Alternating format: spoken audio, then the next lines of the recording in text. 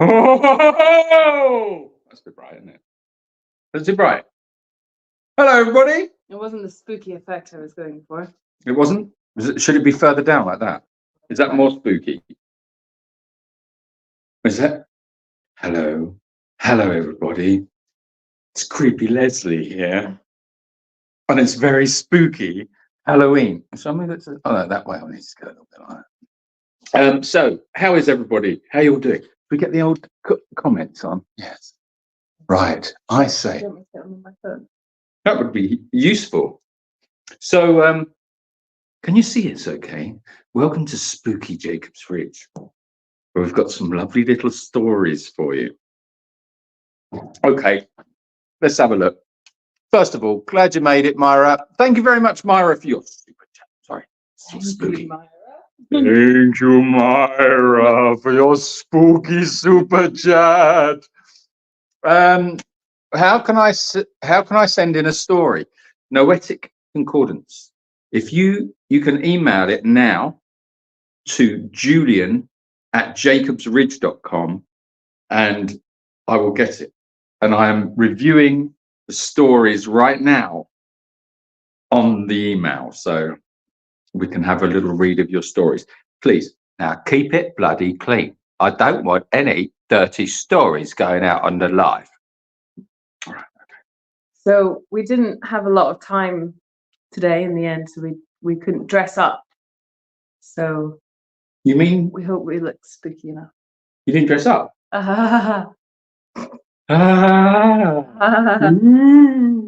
So anyway, right. So first and foremost, Jan, yes, I'm okay after the dentist. Thank you. I had a numb mouth for a few hours and tried to drink coffee and spilled it all over myself in the car. Yes, let's just picture the scene. We're driving to the airport. So we're driving to the airport, and Rachel's got a coffee in a flask, and she's wearing this really nice, very smart white t-shirt thing top, and just literally just poured coffee all over herself. Fantastic. Okay, now then. I can see right up your nose, says Jan. Whose? Up my nose? You don't. Oh, Jan. Would you like to know what's up there, Jan? Who was the lady we used to put down the well? Was she not a Jan as well? No. Why has my brain gone numb? Can't think of the. I thought she was called Jan as well. No. Hold on a minute. That's very bright. Let's turn it down a little. Oh, should we turn it? Chelsea McCrory. Oh. Oh, a bit too. Oh. Oh. Chelsea McCrory says, you're doing a spooky Halloween stream. You guys rock my world. It is a spooky Halloween stream. Halloween stream. That's quite annoying, that light. I don't think it's such a good thought, actually. But anyway, it's done now. There's another option as well. Wait a minute. Hang with the lights. Okay. Are you ready for your first spooky story? I think yes. Hold on a minute. For this one. Go on. Lisa Larson, thank you very much for your super chat. Happy Halloween, everyone. I feel like my crotch has just caught fire. I've just opened my pants and the light came on. Wait, I'll put that back in its pants. Hold on. Put it back in its pants. Put it back in the pants. I'm not saying I'm a talented boy, but yes, on some nights it shines. Okay. Oh, it's popped out again. Right. Okay. Hold on a minute. All right. Hold on. This. Val down the well. Val. That's right. It was Val down the well. Thank you very much for that. Right. So there's this thing on here. Chewing has glowing crystals. Oh, is that spookier? Do we like this one? Is that a bit more spooky? No, I don't think it's spooky. You don't think it's spooky? Okay. Maybe a colder one. Colder? What colder? Like a blue. Like a blue. Yeah, but I've got this thing here. See, hold on a minute. We're going to be right. This is what I was looking. So if we do that, Do you want like a flickering? yeah, is that more spooky? A bit of backlighting. Nice. We like that. A little bit of backlighting. Is that? No, that's not spooky enough. Oh, this looks like cozy. Okay. Anyway, we'll stick that there. Wow. Whoa, that's too bright, man. What are you doing? Right. Okay. Look, can we get on with the stories, please? Please tell us if you guys and animals are okay first before the spooky stories, says Jen. Jen, yes, we are all fine. For those of you who don't know, Spain was hit last week with some severe weather. It was mostly around the Valencia region, although we did get hit in the Murcia region as well, compared to what they've had up there. We just got away with some minor flooding, really. So yeah, we're all fine here. But thank you for asking. Well, yes, we are. But tonight we have realised the tractors took a bit of a hit. Yeah. Both of them. So our little tractor has decided to not work anymore. So we're putting that down to the storm. And then, so we put everything into the big tractor. And then that's lost some of its life. So I'm just hoping that when it dries out a bit, everything sort of comes back, really. And also unrelated to the storm, but also your laptop died, didn't it? And my laptop died. With Yes. everything on it. Tremendous. Isn't that good news? Anyway, right. So yes, thank you very much for asking. Now then. Now, have you got your cup of, you need a cup of hot chocolate and cup of cocoa, and we're going to go straight in to the spooky stories. The first spooky story we had was from Patricia. So Pat, I haven't read this story, so I don't know what's coming. Okay, so I thought it'd be quite nice to learn to hear the story at the same time, you know, so we can all share in this experience. So,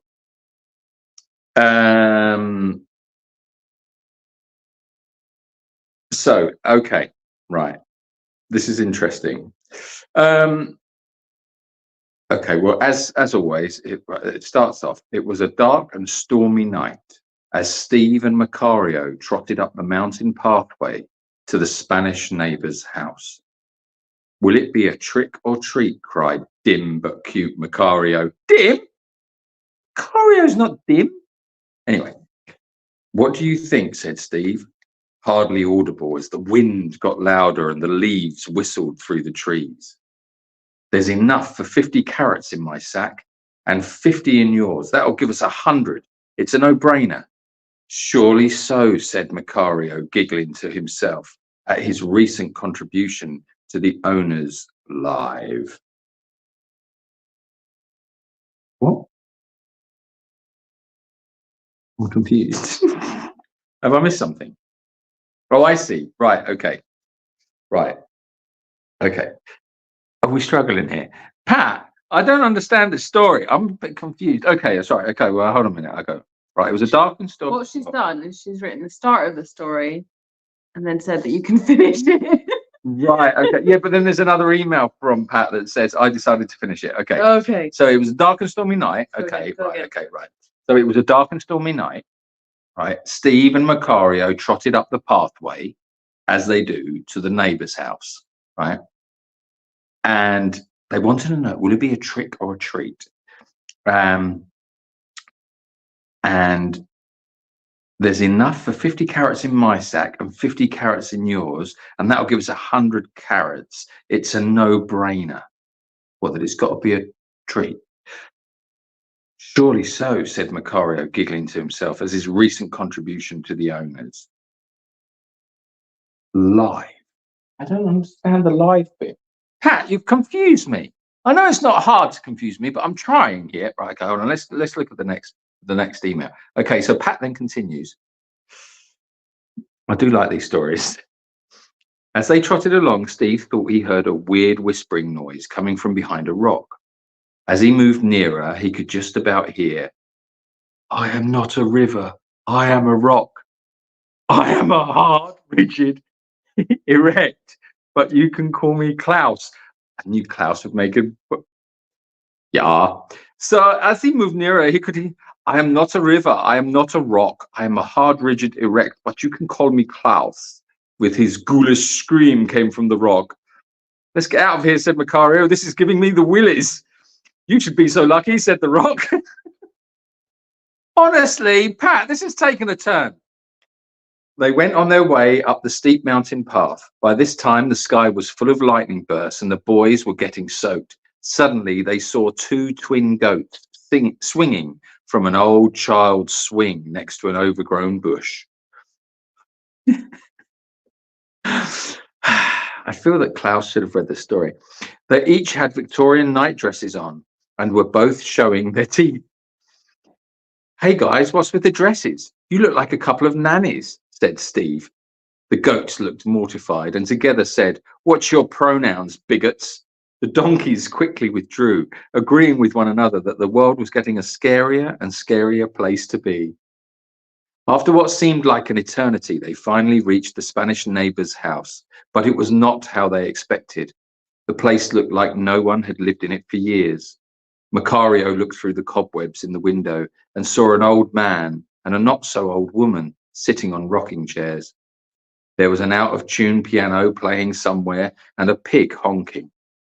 Are they dead? Asked Steve. Just then they heard a creaking sound, and the old man started to raise himself from the chair.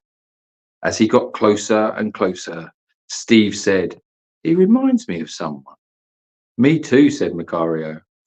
The not-so-old lady had now also waddled over, and it was only as the couple screamed, trick or treat, that the donkeys knew who the couple really were.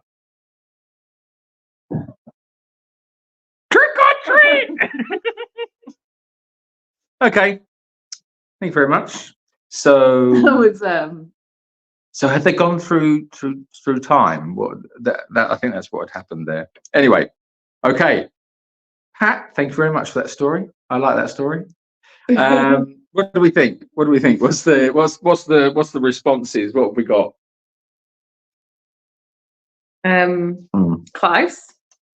Klaus. You're in alive, Julian. You're in alive. You're in alive. I have a cup of Earl Grey. Oh, a cup of Earl Grey. Very nice. Very nice. I feel like everyone's just listening. Everyone sent some weird emojis. Do we need this? Do we need the camera up there? No, it's fine where it is. Is it? Okay. Right. Okay. The couple takes off their masks and there are a couple of giant carrots. Yeah, that could work.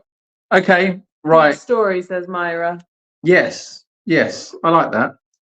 I like that. I think they've gone through a time portal and come to Jacob's Ridge. The not so old lady with the old man. This is pretty horrific, says Ollie. Pretty horrific. Okay, Ollie. Right. Okay.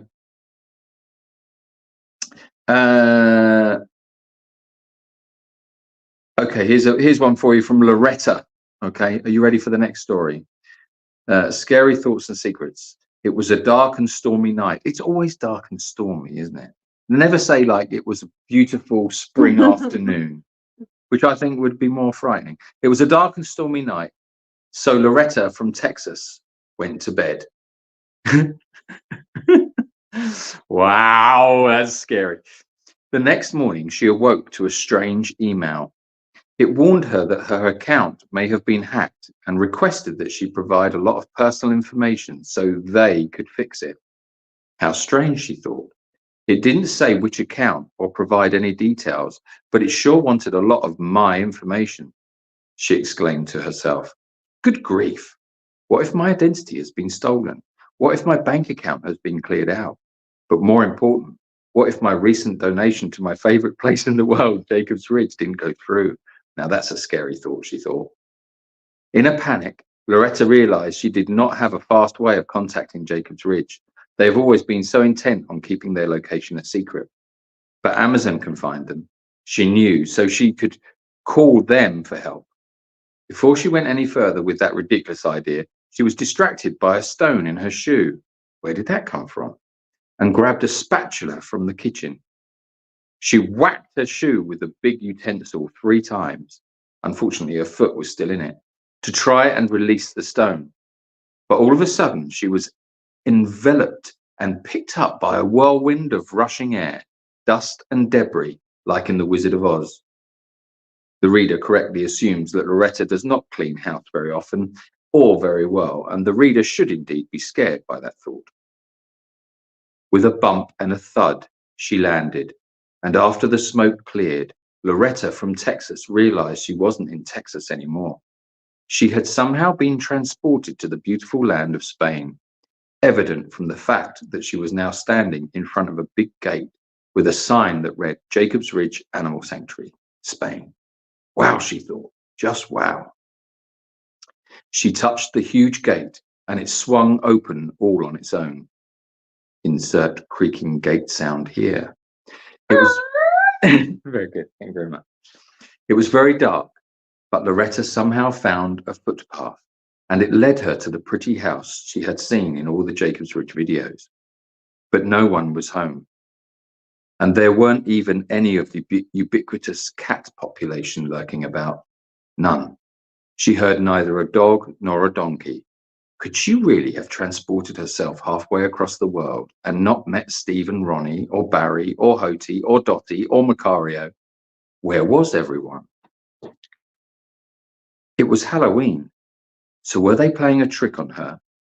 She had no treats for them, though. Or had someone played a terrible trick on them? That was the scariest thought of all. On a whim, because at this point she had nothing to lose, she used the spatula that was still in her hand and hit her shoe 3 times again, in hopes of being transported maybe to wherever the Jacob's Ridge family was. Again, with the rushing air, dust, debris, but this time it was justifiable since she was outside. Again, with the bump and thud. This time, when she landed, she sensed the air was cooler, and she had the impression that she was now up in the mountains. The new sanctuary property, of course. It was still dark, but as she ran excitedly up the hill, she could tell what a beautiful place it was and will become. Soon she started seeing decorations in the trees, and she came to a lighted pathway just as she began to hear laughter, barking, meows, snorts, whatever sounds that horses make, and the undeniable braying of donkeys. There they all were, gathered around a campfire and singing the happy birthday song. The masters of this domain, Julian and Rachel, came to welcome her to their surprise birthday party. For little Django, all the Jacob's Ridge family had loaded themselves into every available car, truck, tractor, cycle, and cart to travel to the new property for the party. Can you imagine? Jacob's Ridge never fails to impress. During the raucous celebration that followed, Loretta had the time of her life. She had always wanted to do the volunteer experience, but knew that the long travel involved made it next to impossible. Meeting and playing with everyone, dancing and singing, yes, pigs can sing, was wonderful. But then something happened. Loretta had been talking to Steve about his job at the bookstore a few years ago. She had always wondered if Prince Harry ever learned that it was Steve who had put out Harry's book a week before it was to go on sale. All of a sudden, someone or something grabbed a spatula out of her hands and began running away with it. Now, normally Loretta wouldn't care much about a kitchen utensil, but this particular spatula seemed to be her magic ticket home. All the donkeys ran after the hooligan and quite a fight began. It was a scary thought to realize a Jacob's Ridge family member might get hurt. Then, in a single moment, the commotion stopped.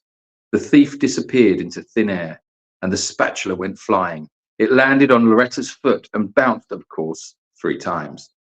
At least she knew what was coming. This time she grabbed a fly mask from one of the horses and was able to protect herself from all the whirling dust. As she flew up in the air, she took one last look at this wonderful family in Spain and waved goodbye. She was honored by all the hands, paws, and hoofs that waved back. This time, when she landed with the familiar bump and thud, she was indeed back home in Texas. But she was in her bed, and it was still a dark and stormy night. Had she dreamed it all? Loretta wished it was real, regardless. She knew she was through having any more scary thoughts for a long time. And having enjoyed the experience, she took a long breath and fell back asleep. Because, you know, traveling is so tiring. What she didn't know was that while the magic spatula had been lost in the whirlwind, there was in fact now a used, dusty fly mask underneath her bed. That's a scary thought, isn't it? But since we know Loretta never cleans underneath her bed, she'll never see it. So, reader, is this scary secret safe with you? Happy Halloween from Loretta in Texas. Oh, thanks, Loretta. Thanks, Loretta. That was a good story. Thank you very much. I enjoyed that one. Kathy says, "Oh, spooky! I'd send a super chat if you would do a viable impression of Michael Caine." A viable? Are you saying that? Are you? Hold on a minute. Now then, I do believe you are saying that my impersonation of Michael Caine is not viable. Not bloody viable, mind. When actually, I'll have you know that I do all the voiceover work for Sir Michael Caine in all his films, because he lost his voice many, many years ago. And they said, would I provide the voice for Michael bloody Caine, mind? So that's what I do. All right, get your super chat now. Loretta, that was great, says Odine. Thank you for that lovely story and great story. That was great. Well, liking Loretta's story there. Yeah, it was a good story. And we do have another story. Would you like another story? Would you like me to read one? That would be lovely. If you want a break. That would be very nice. Yes. There you go. Now I'm going to retreat into the darkness. Ooh. Oh wow, this is I still see my eyes. that's creepy. Right, hang on.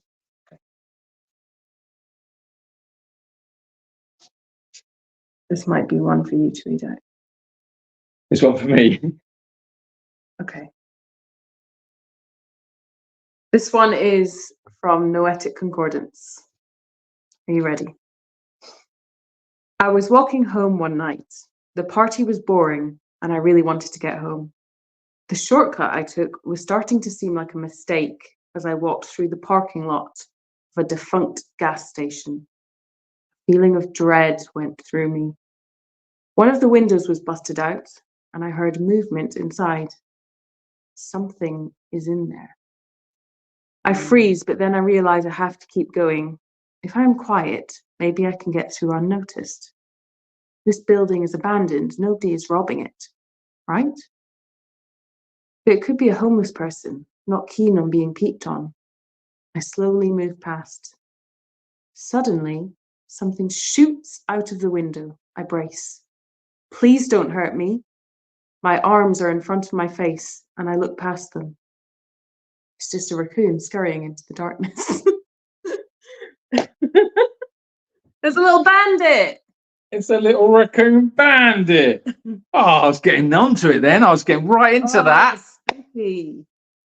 And it was just a raccoon. Thank you for that, Noetic Concordance. This one? And that one's for you, yeah. Okay, this is a story. It says, right, okay, hold on.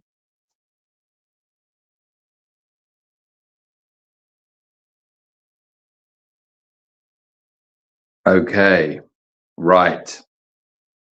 A haunting we will go. And this is by Jennifer Callis. Am I pronouncing your name right, Jennifer? Callis? Okay, Jennifer Callis. Case file, Torman House. Location. Are you coming back? Yes. Do you want me to wait for you? Yeah. Okay, we're going to wait. We're just waiting now. I feel like the camera's like. Can you hear us? Okay. Okay. Right. Come and sit by the fire. Oh, it's cold. Right. Okay. Hang on. Kathy says I can't find the super chat button. It should be at the bottom near where you can put in a comment. You should see a little $sign there. Oh, she's done it. Thank you, Hey, Kathy, thank you very much for your super chat. Okay. Right. A haunting we will go. Are you ready? Are you all sitting comfortably? Here we go. I don't know how long this one is. Okay. We're just okay. Right. Jennifer Corliss, case file, Torman House, location, Horicon, Wisconsin. Horicon? Date, May 1987 to January 1988. The Torman House is depicted as a one-floor suburban home. It is unknown if the house in the clip was actually the Tormans' former residence. Okay. Oh, is this? Oh, okay. Okay. History. In early February of 1987, Alan and Debbie Torman brought home a bunk bed that they purchased at a second-hand shop. Now, I'm scared already. I'm scared. I see. She sent a photograph with it, and it's a little bit frightening. Look. Oh. Yeah. Can you see that? Would you like to? Hold on. Let's see if we can zoom in on this bunk bed. Can you see that bunk bed? There's the bunk bed. Okay. All right. Okay. I was getting a little bit creeped out. Right. Okay. I hope I got creeped out by a bunk bed. Right. Okay. Bear with us, people. Okay. Start again. In early February of 1987, Alan and Debbie Torman brought home a bunk bed that they purchased at a second-hand shop. They assembled the bed and stored it in their basement. When the Tormans moved the bed upstairs in May of 1987, it marked the beginning of 9 months of horror for the family. From the moment the bed was first slept in, the house appeared to be haunted by spirits that terrorized first the children and then the entire family. The children, who were rarely sick before, suddenly became ill for no apparent reason. The night that the family moved the beds upstairs, their son Danny was in the room next to it. After his parents said goodnight to him, his clock radio apparently took on a life of its own. It turned itself on and randomly switched the channels under its own power. He reported that he saw the radio's indicator moving itself. However, his parents did not believe him. A few weeks later, Alan was painting the walls in his basement when he went up for lunch. He placed the paintbrush on the table. When he returned, the brush was in the bucket, with the bristles sticking up. When the youngest daughter was sleeping in the bunk bed, she claimed that she had seen a red-eyed witch behind her door. She also claimed that she saw fire in her room. A month later, Danny saw the same thing. The family pastor was brought in, and he felt the presence of evil inside the house. The Tormans continued to be tormented by the entities. Doors would bang open and shut, strange voices would call out of nowhere, and ghostly visions persisted. A week before Christmas, Danny again saw something horrifying and told his mother that he wanted to leave. Frustrated, Alan told the spirits to get out of his house. He then said that if they wanted to fight someone, they could fight him. I always wonder if that's a worrying thing to do. Anyway, 3 weeks later, at around 2 a.m. on January the 7th, 1988, Alan returned home from the late shift. Outside the garage, he heard an eerie howling sound and went to investigate. A voice came out of the howling and said, "Come here." He went around the back to see if anyone was there, but there was no one. He then went back to the garage and saw that it was on fire. He went inside to get a fire extinguisher, but when he came back out, the fire was gone. The garage door was undamaged, with no visible signs of recent fire consumption. When Alan got back inside, he went to reach his lunch pail that he had set down, but the entity then threw it across the room. Alan started sleeping in his daughter's room to provide protection. One night, a fog appeared around him. A voice came out of the fog that said, "You're dead." Debbie then called the pastor because of what had happened to Alan. A few days later, Alan was working late and asked a relative to watch the girls. His relative was a complete skeptic until that night. The same horrible figure seen by the children appeared, and he let out a loud scream. Debbie then told the relative to get the kids together and that they were leaving the house forever. 2 weeks later, the Tormans had the bunk beds destroyed. Afterwards, the Tormans had no further paranormal experiences. In April of 1988, a family moved into the Tormans' old home and have had no haunting experiences. The house that the Tormans lived in had no apparent history of hauntings. Horicon, Wisconsin, is a small farming town of just 3,800 people. It is considered a safe and prosperous place. The Tormans moved into their house on April the 13th, 1986. The Torman family's pastor, Wayne DeBratz, visited them shortly after the hauntings began. He believed that they were victims of the devil. He was certain that a demonic presence was in their home. He found no evidence that they were fabricating the incidents.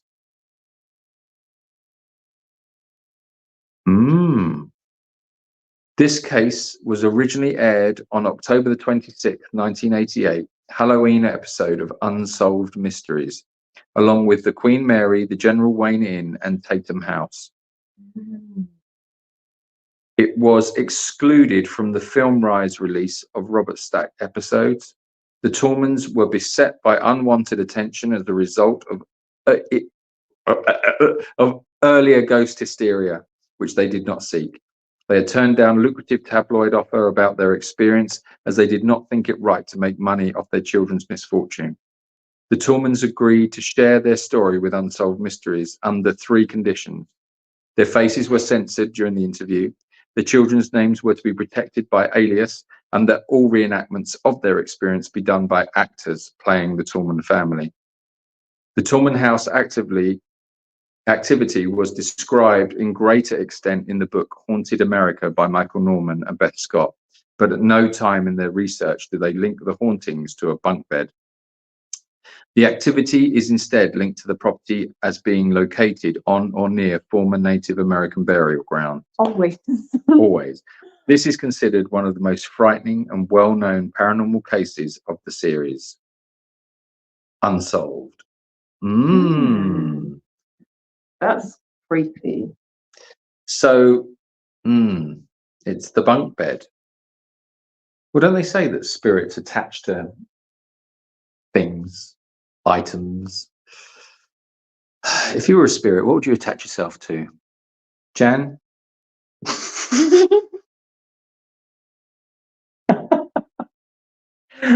My brain just went to a completely wrong place. And yeah, I'm not going to tell you what I would attach myself to. But I think it would buzz. Anyway, what was the Super chat? Super chat. Thank you very much. Happy Halloween, Creepy Leslie, Julian, Rachel, and of course all of the donkeys. Barry's my favorite.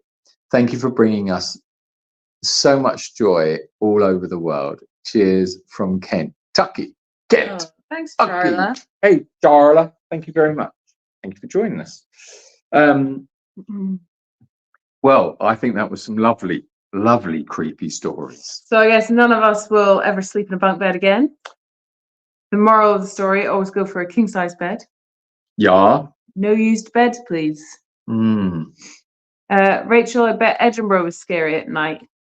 Yeah, it could be, Joe. I used to be a tour guide on ghost tours as well. So One of the creepiest things was like if you were on the last shift, you had to turn the lights out in the underground vaults. And yeah, that used to really creep me out. And then sometimes the staff that were still there would come and jump out on you. So yeah, that was quite creepy. Did you have to go into the vaults to go? So, like, did you have to walk into the dark area? Was the light switch like the other side or something, and then you had to walk back through it, or? You had to. Yeah, there was candles that you had to blow out, like throughout the vaults. Ooh. So you had to blow them out, and then you had to like shut the door and everything. What's the there's a story in the vaults, isn't there, about a little boy? You know that one? Would you remember it? You can't remember it? I'm gonna move twice. Sit around here like this. So there's a story that this is what I've heard. Perhaps it will make sense to you because you've actually worked there. So there's different sections of the vault, so it could be from a different tour company. Oh, I see. Okay. Well, I heard that there's this in one of the vaults. There's a little boy, and he holds your hand. And people have reported that they've been on the tour and just felt a little child's hand hold their hand, and there's no one there. There's one that in our vaults, they called him Mr. Boots, and they say you can sometimes hear like big boots like going up and down the corridor. Have you heard it? I've not heard it. And they think he was like a watcher. A watcher? Yeah, like a guard. Oh, okay. So what were the stories of the vaults then? Why were the vaults there? The vaults were built into the bridge, into the South Bridge. They were used for storage originally. And then it just became like where a lot of homeless people would live, a lot of like underground activity. Hellfire Club were there. I think they were up to no good. Oh yeah. The Hellfire Club. Yeah. Weren't they like devil worshippers and? Yeah, I think they're into a lot of dark stuff.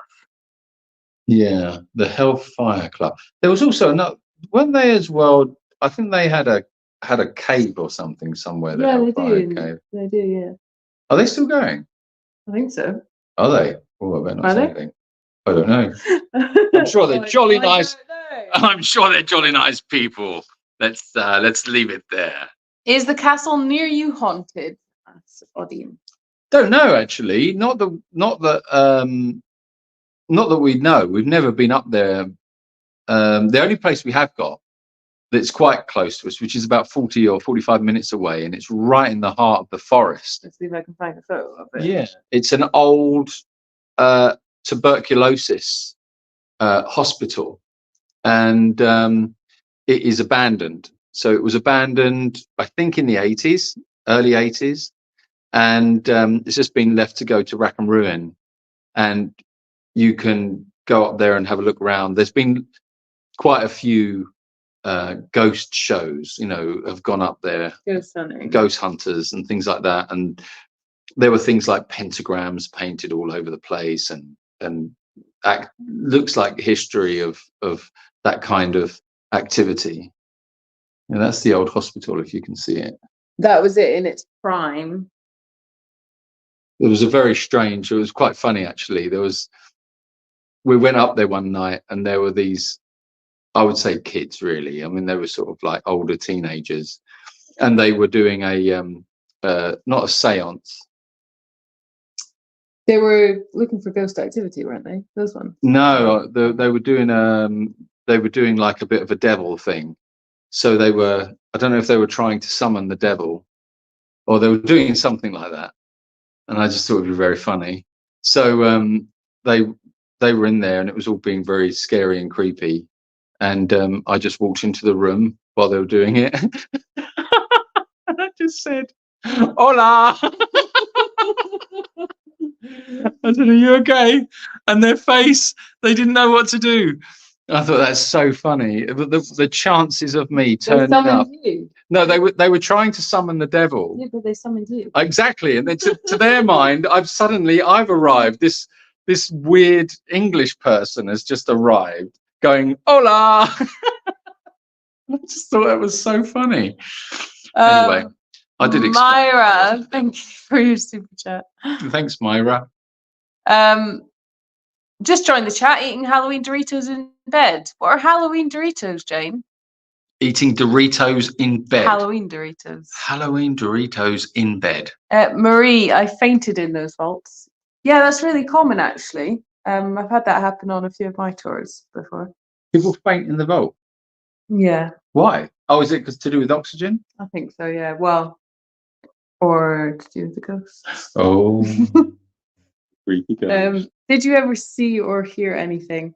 I would say it's more like strange feelings that I had, or like an energy, but it's that sort of place where I mean, your mind just sort of wanders, and you can work yourself up into a bit of one. So well, that's fear for you, though, isn't it? Once fear takes over. Yeah. I stopped watching horror films because of that. Because they always come back to you, don't they? At like 2 o'clock in the morning, you've got to get up and have a wee, and you've got to walk through the house, and you're like, gonna jump out at me. "There's a mad clown in here." I mean, why would there be a mad clown? No idea, but there is always. Odine asks, have either of you ever seen a ghost? You've got quite a few stories. Yeah, loads. I've seen loads of ghosts. There was one in that I spoke about here on the live before, with the tall dark figure that was huge. I mean, it must have been 9 foot tall or 10 foot tall. This big black cloaked figure that was just standing in the middle of the lounge, which was really creepy. There was a lady that was by the front door. There was a person that always used to pop their head around the corridor. There's a little corridor behind us, and it comes into this room, and you would always see out the corner of your eye, if you were watching TV or whatever, you just see out the corner of your eye this little head just pop round and look at you. And I knew they were there, and they were just looking, and then the minute you looked, they disappeared. It's very bizarre. Tell the one about the little boy, because I think that's. Did you hear that? That was creepy. You see, now it's getting creepy. It's actually quite creepy in here now, because it's an old house, and it can be quite creepy. The little boy. Yes. The little boy. That was the most profound, strangest. Well, I'll come back in a minute, because Onyx is like making that one. How can you? Uh-oh. That's creepy. Okay, so Looking for. yeah, it was the most frightening time, or trying to see, I can't see what I'm doing. Right. Yeah, the most frightening ghost experience I've ever had was back in 2000, around about 2002, 2003. And I was in my old house. It was in the UK, and I was on my own, and I used to play guitar. When I say play guitar, I used to sort of like, I didn't play guitar, but I used to play with the guitar, and I would just make up little chord sequences and things like that, and I always used to do it to relax, just to calm my mind. So I'd sit quietly in a room and just plink about on my guitar and go off in one, I suppose, into my thoughts, and it would be a form of meditation. So I'm on my own in the house. I'm upstairs, and I was sitting on my bed, and I was playing my guitar, and I was in full meditation mode. I was not with it at all. I was just into the piece of music that I was playing. I'd found a rhythmic tune that was working for me. And with that, so I'm in there, and I suddenly heard thundering up the stairs, like child's footsteps running up the stairs.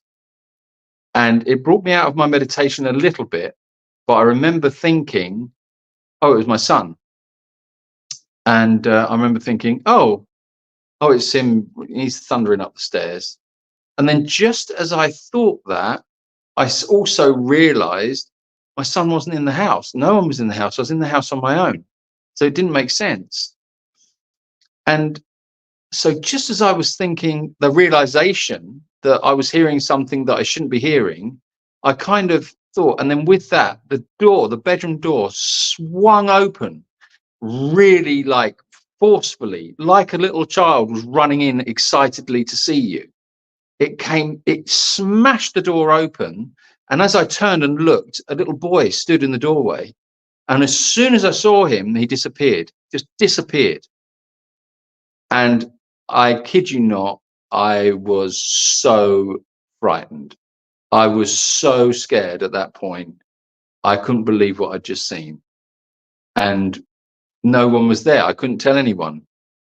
But what the hell had I just seen? I don't know. And I didn't know what to do.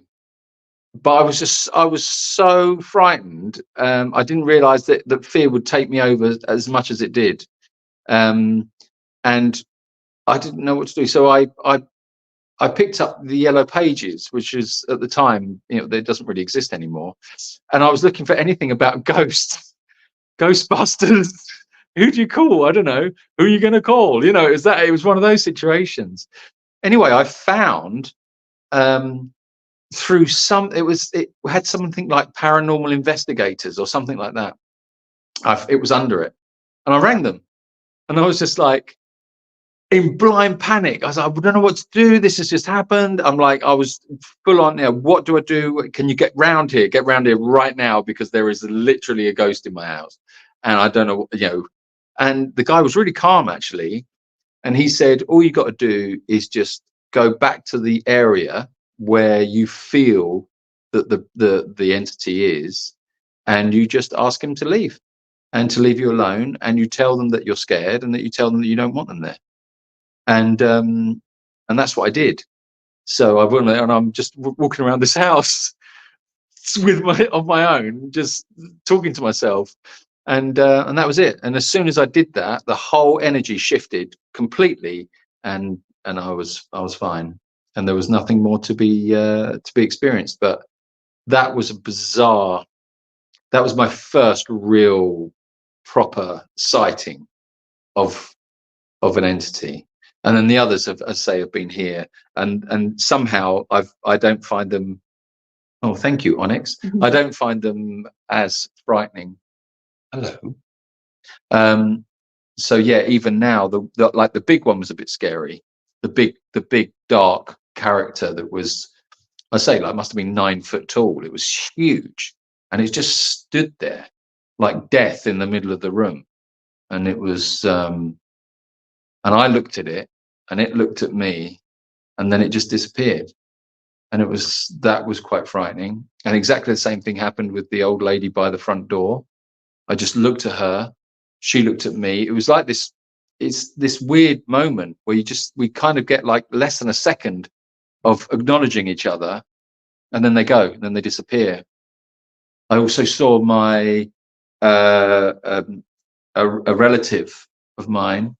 I saw them in exactly the same way. They were sitting in a chair, and I wasn't expecting them. I just opened the door, and she was there. She was just sitting in a chair, and she looked up, and she looked startled. It was almost like, oh, and I looked at her and was like, oh, and then she disappeared.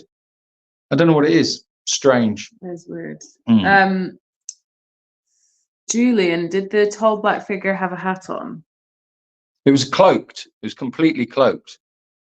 So it was just like in a complete cloak. Aldine says, had a push from behind and no one was there at night while camping on a campground. Turned out we were camping on an old Civil War battle site. Wow, and you got pushed from behind. That's weird, isn't it? When you actually feel something touch you. I mean, yeah. Tell me where it was. I wish to go. Will I get pushed from behind? The Hellfire Caves are in High Wycombe. Oh, that's right. Yeah.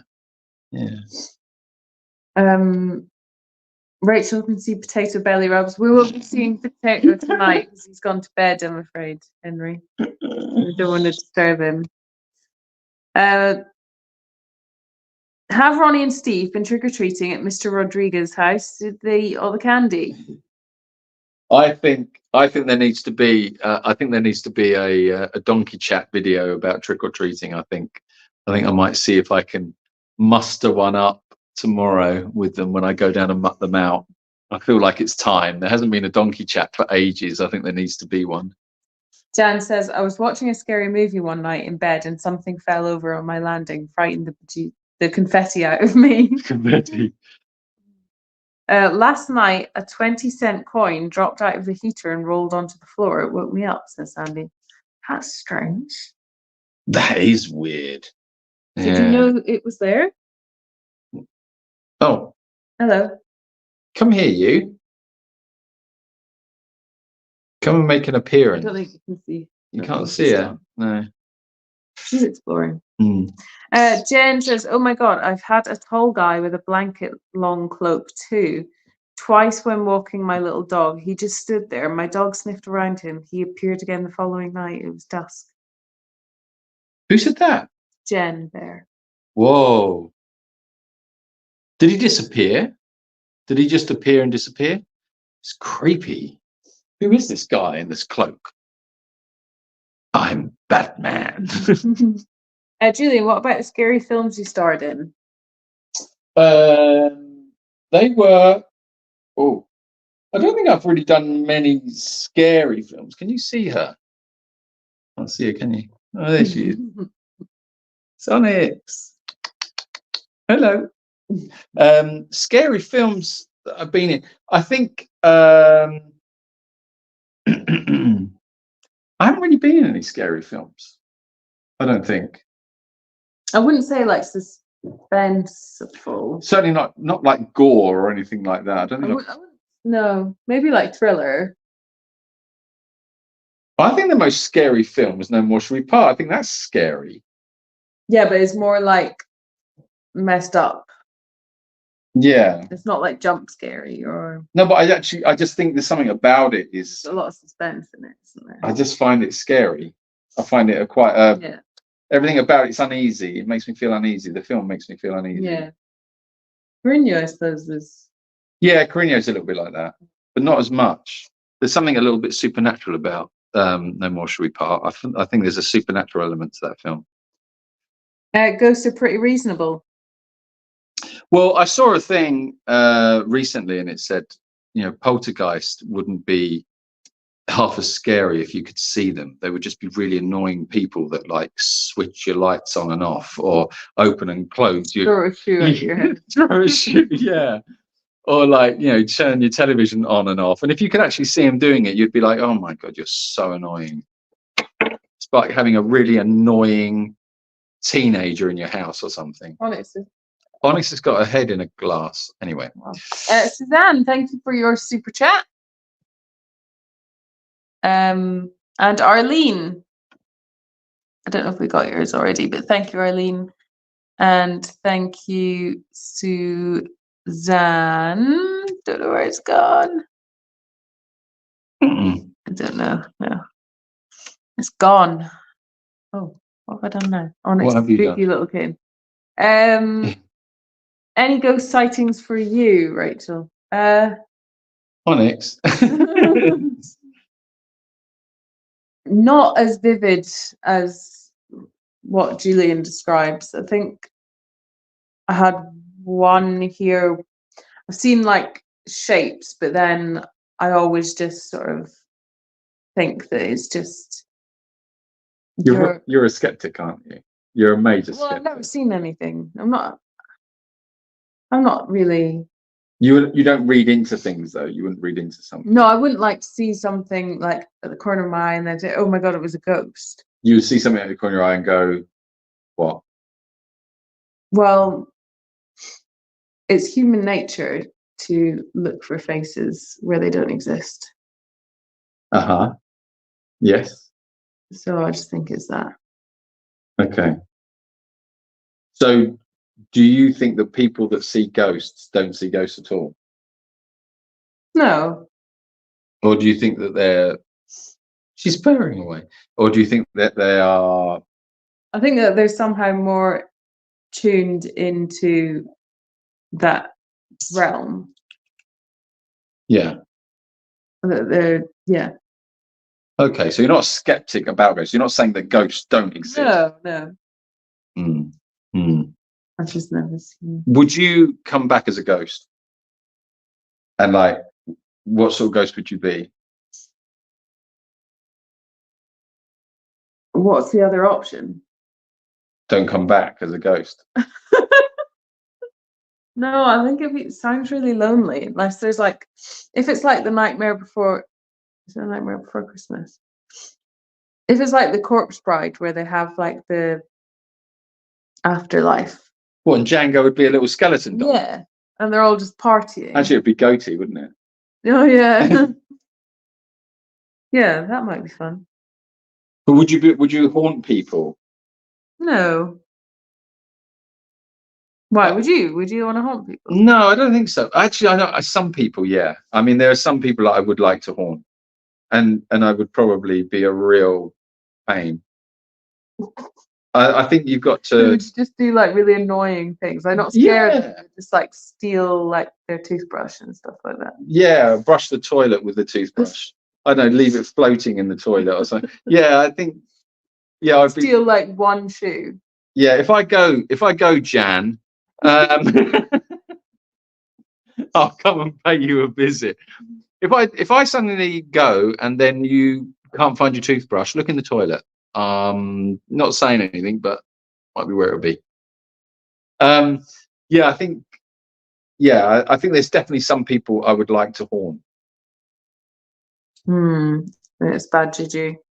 Bad juju? Yeah. Oh no, I'm not talking about good people. Bad juju. Are you saying like bad juju? Bad juju. Where does that come from, juju? Why did they say juju? Do we know? I don't know. Rachel can see her get potato with lights, cuddles, belly rubs. Cheer me, got COVID cold. Oh no, you got COVID. Oh, sorry to hear that, Henry. Henry, that's no good, mate. I've got Onyx, if that'll do. Maybe. We would need to find additional lighting. Maybe she would like a belly rub. Want a belly rub? Here we go. Belly rubs, Onyx. Hold on. This is gonna be bright. Hold on. Don't look, Onyx. Definitely don't look, Onyx. Ow! Oh, hold on a minute. The pants have come undone again.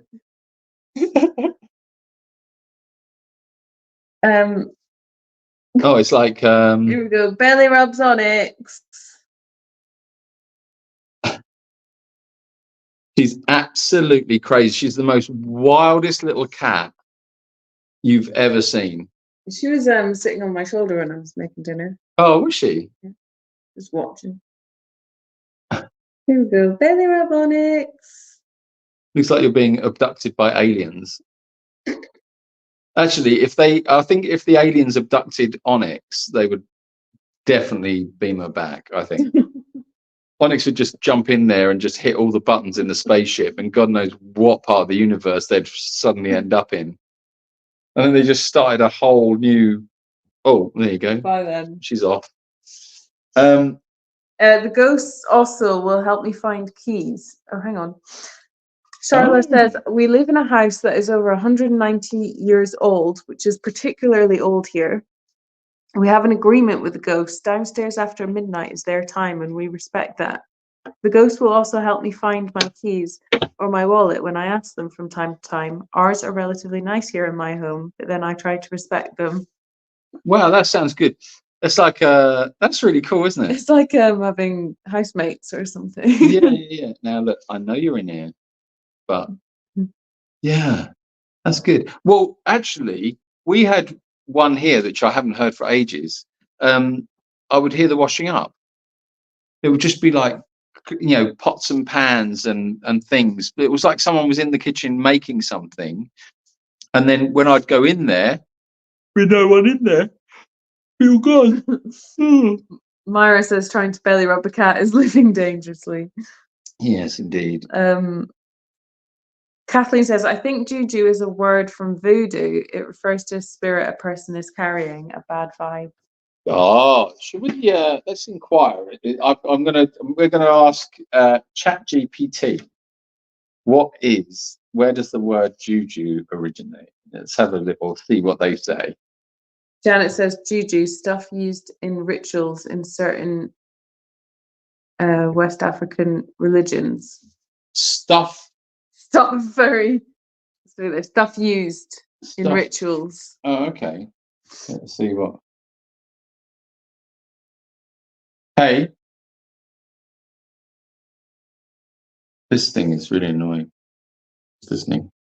Where does the word juju originate from?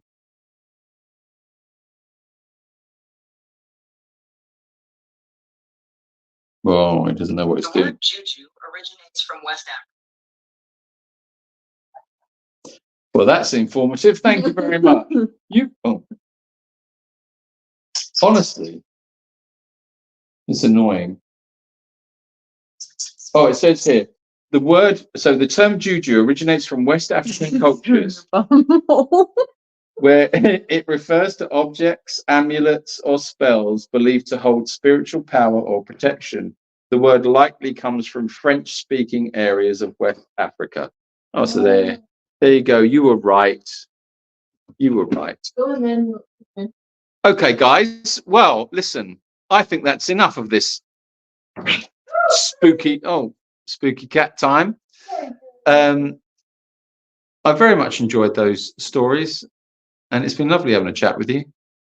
But I think I need to go to bed because it's got an early start in the morning. Is there anything else you'd like to add? Me? You? At this time of night? Are you mad?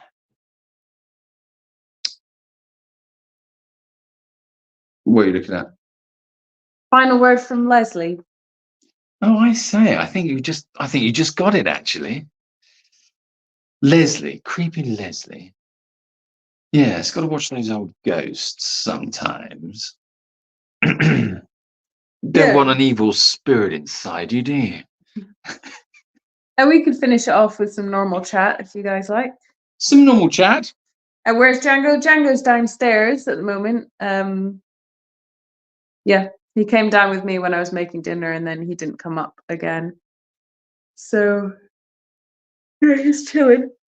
Well, no, that's how I feel right now. We had our last volunteer leave today, and we had a bit of a stressful evening. It was so stressful. I tell you, I think they were like, I'm always a bit worried, actually. Can I say this? I can say this. All right. Okay. So I don't particularly like Halloween. Superstitious? No. Very superstitious. I'll tell you why I don't like Halloween, right? Is because I think it somehow normalizes, it's all fun and games, but it somehow normalizes, I think, potentially dangerous stuff that we don't fully understand or know. Well, you think we're sort of inviting it in? Yeah, I think so.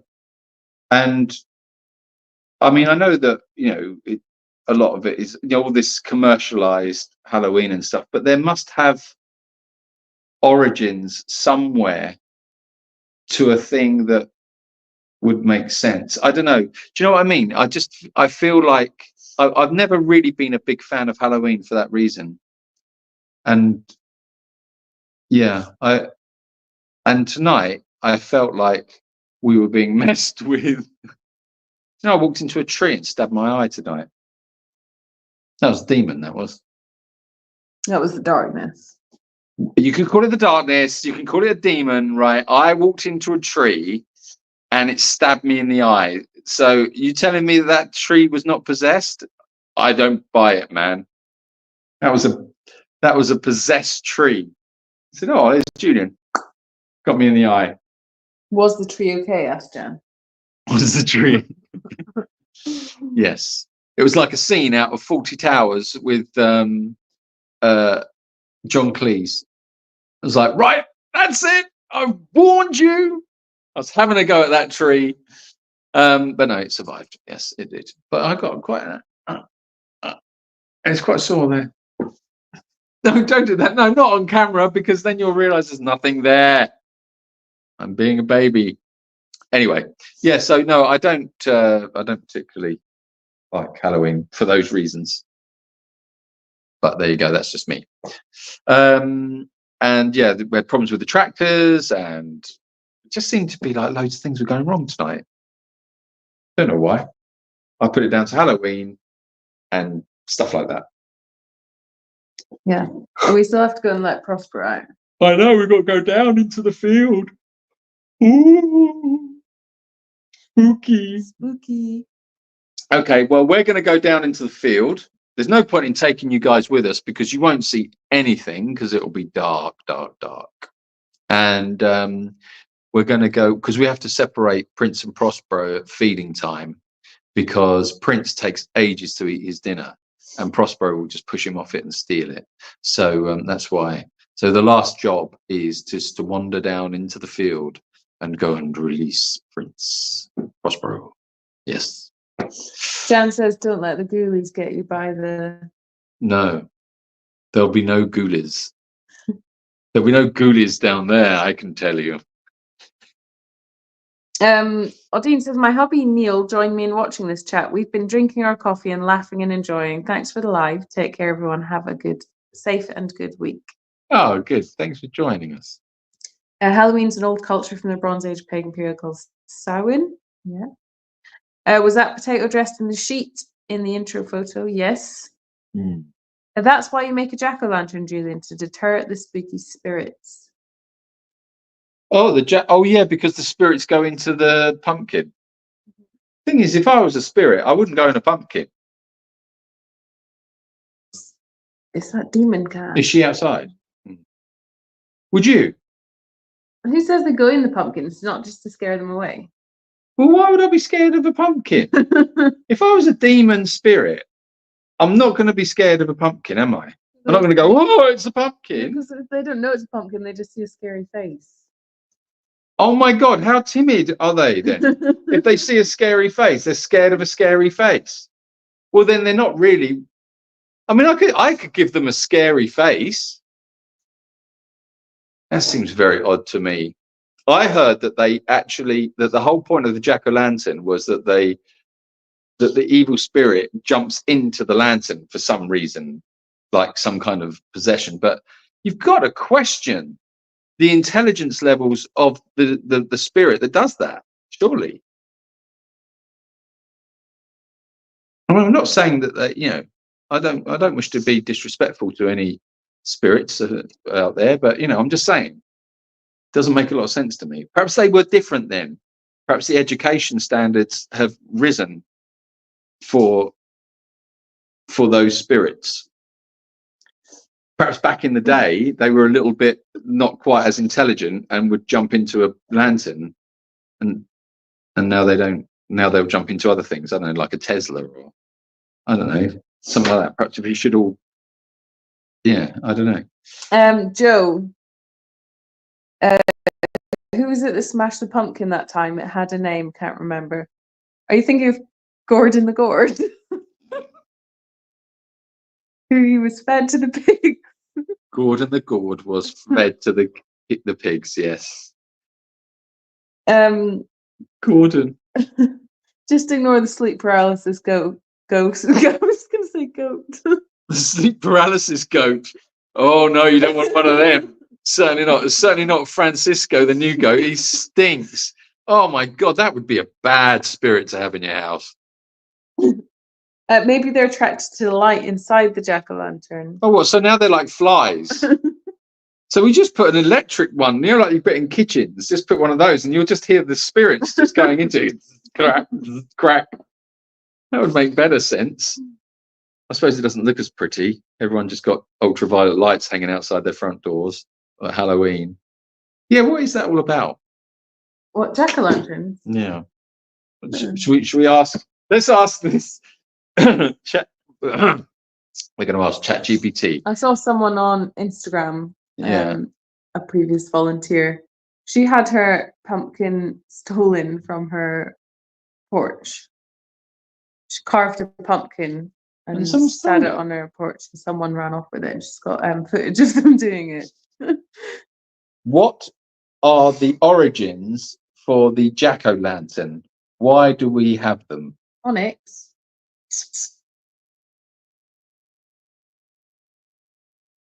The jack-o'-lantern tradition traces back to Irish folklore, with origins in a story about a man named Stingy Jack. According to legend, Jack was a trickster who managed to trap the devil a few times, bargaining his way out of damnation. But as a consequence, when Jack eventually died, neither heaven nor hell would take him. The devil, in a twisted mercy, gave Jack a burning coal to light his way in the dark as he wandered the earth, forever unable to find peace. Jack put the coal into a carved-out turnip to create a makeshift lantern, and he became known as Jack of the Lantern, which shortened to Jack-o'-lantern. When Irish immigrants brought this story to America, they found that pumpkins native to the US were larger and easier to carve than turnips. So they began using pumpkins for their jack-o'-lanterns, and the tradition evolved. Today, carving pumpkins serves as both a fun, artistic tradition for Halloween and a nod to these ancient folk beliefs of warding off spirits and illuminating the night. Wow. Sorry, I'm having issues right now. Could not understand what you said. You're having issues, man. This phone has a creepy voice. It does have a creepy voice, doesn't it? I had an argument with that guy so many times. He always does that in the middle of a conversation. He'll say, "I'm sorry, I'm having issues right now," and I'll say, "Oh, what issues are you having?" And he'll say, "I'm not having any issues." I say, "You just said you had issues." He's like, "I didn't say I had issues." I'm going, "You did. You literally just said you had issues." And it says, "I'm sorry, I'm having issues right now." There you are. See, you said you're just having issues. Honestly, I've had the whole conversation with ChatGPT for so many times. It just really cracks me up. Just talking to my phone. Anyway, so it's for Jack, who is wandering the earth, cannot get into heaven, cannot get into hell. And he's got a turnip with a bit of coal in it. And he's got a turnip with a bit of coal in it. And that's where the folklore comes. And so the devil gave him a bit of coal, a hot coal. Wow. I mean, that was quite thoughtful, actually. He didn't have to give him that, did he? I would have thought that the devil would have given you a bit of coal, but then it would be damp and it would never light. You know, that's the sort of thing I would have thought the devil would have given. Because that would just be like eternal damnation. Like you can't get any heat, you can't get any light out of it. You just, that's the sort of thing that the devil would do, I would have thought. Kisby says, I grew up in Inverclyde, Scotland. We had a word for guising / dressing up on Halloween. Galloshans, unknown nor used anywhere else. Nobody is sure where it came from. Oh. This cat. Noetic Concordance says, no, apparently the devil is the right geezer. Is a right geezer. The devil is a right geezer, or is an all right geezer? Just said is right geezer. Devil is right geezer. What is she doing? Don't know. That cat is mad. She's thirsty.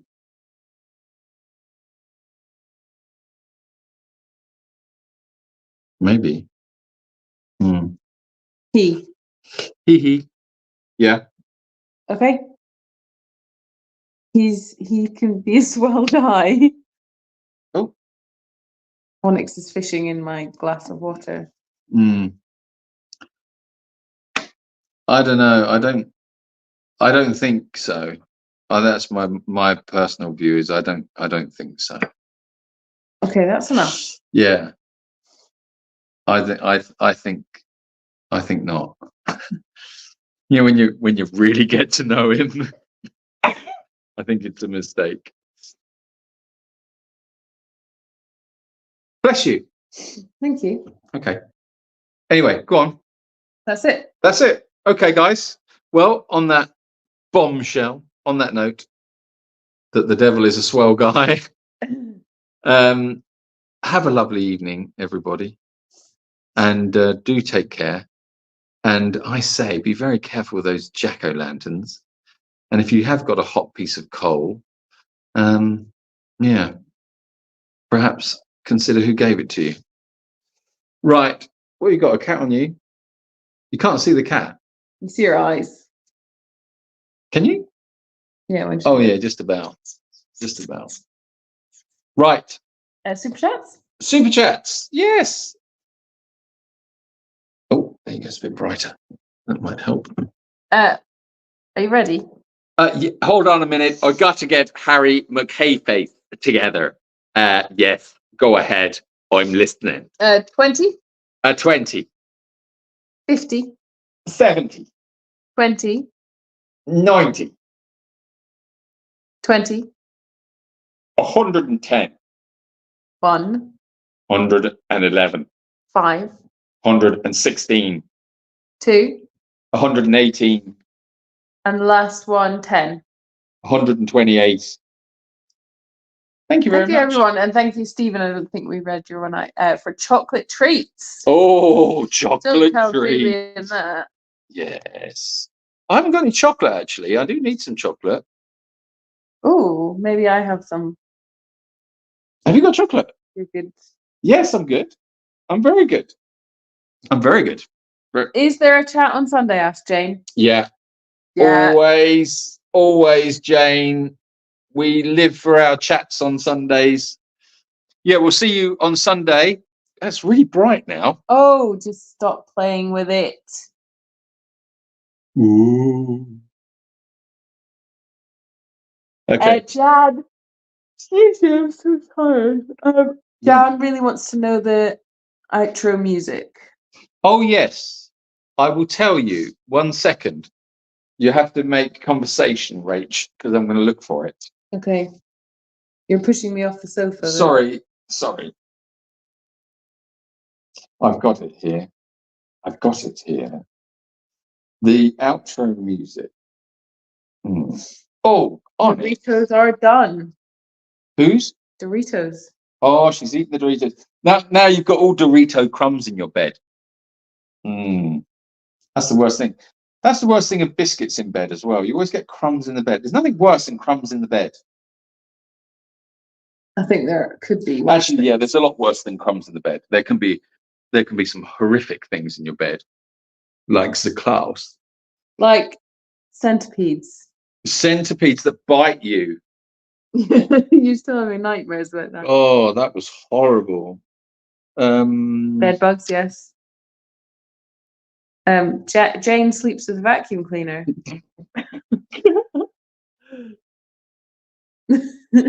I thought I was the only one, but now I know that we are kindred spirits. You must always sleep with a vacuum cleaner. Sometimes I even turn it on. I'm looking for the music.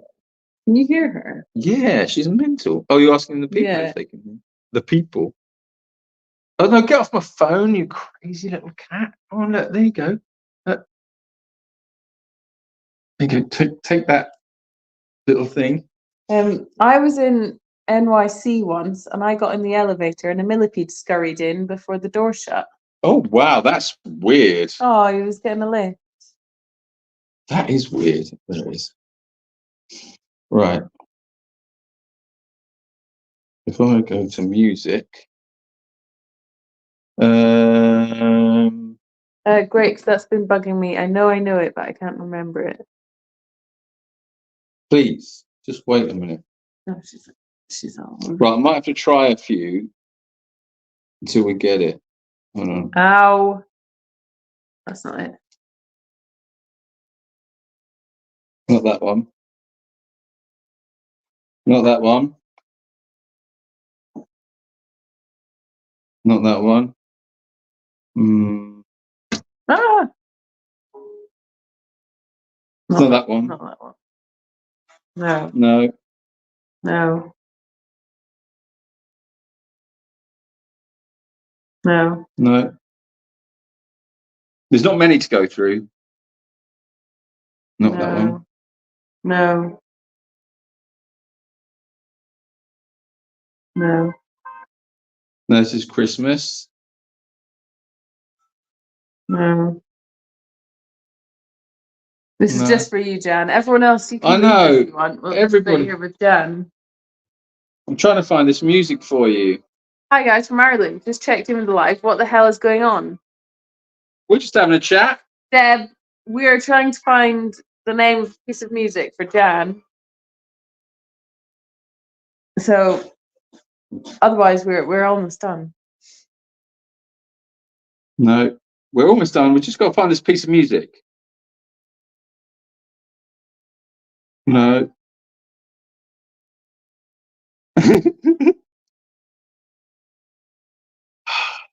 Gonna find it in a minute.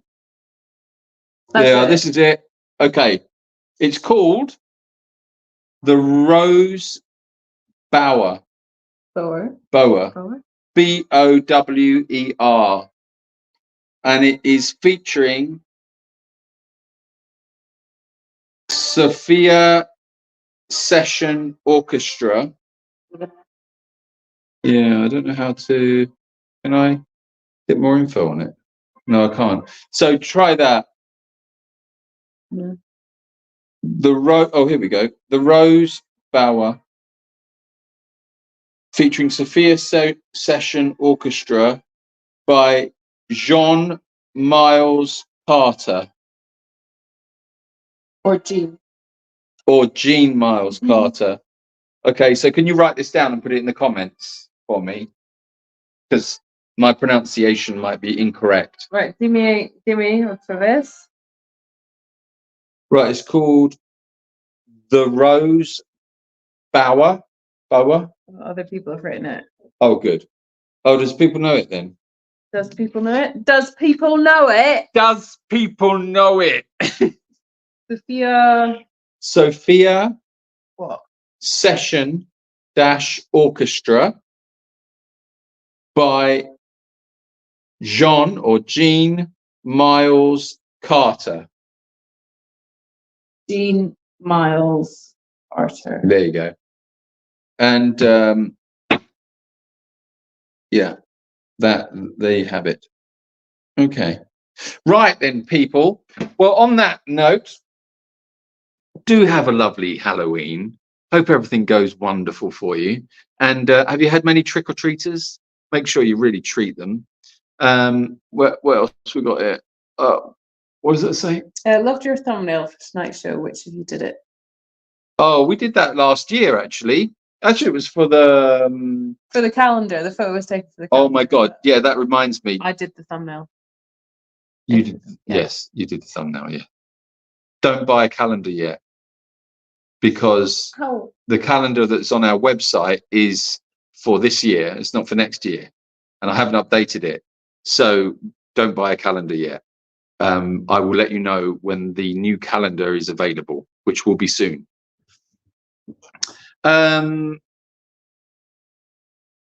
What else we got here? Don't forget to put the jack-o'-lantern out. Oh, yes. Good point. We haven't got one, have we? No. Does that mean he'll come knocking on our door then? Yeah. Well, there's not a lot of point. I don't know what we'd get here. Wait, what's he after? Onyx. Onyx the cat. Right. Okay, guys. Have a lovely evening. Thank you very much for joining us. And it's been lovely. and we will see you on Sunday.